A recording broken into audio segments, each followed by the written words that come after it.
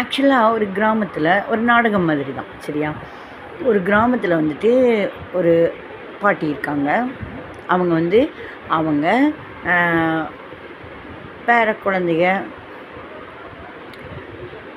அதே மாதிரி சில பேருக்கு வந்து கொஞ்சம் லேட்டாக கூட குழந்தை பிறக்கலாம். அவங்களுக்கு வயசான காலத்தில் கூட ஒரு குழந்தைங்க பிறந்ததுன்னா மகள்னு சொல்லுவாங்க இல்லையா?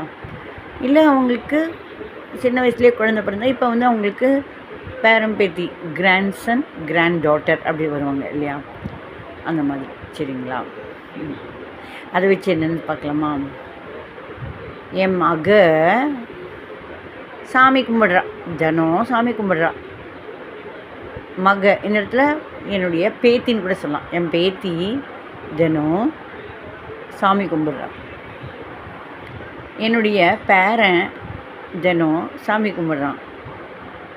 இவங்கெல்லாம் ப்ரே பண்ணுறாங்களே, இதோடு சேர்ந்து நாய்க்குட்டி இருக்குது அவங்க வீட்டில், அது தினம் ப்ரே பண்ணுது.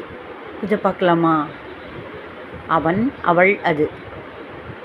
அவன்கிறப்ப இந்த இடத்துல அவன் பேரன். My grandson prays daily. என்னுடைய பேத்தி தினம் கும்பிட்றா, சாமி கும்பிட்றா, அதை ப்ரே பண்ணுறா. My granddaughter prays the God daily, prays daily. அதே மாதிரி அவங்கள பார்த்துட்டு ஒரு நாய்க்குட்டியும் அதே மாதிரி வணங்குற மாதிரி அது பண்ணும். ஈச் ப்ரேஸ், அதாவது ஸ்மால், என்ன சொல்கிற, பப்பி, குட்டி டாகுக்கு பப்பின்னு தான் சொல்லுவாங்க. The puppy prays daily, P R A I S E, praise. இல்லை, இந்த இடத்துல P R A Y S, prays, prays the God.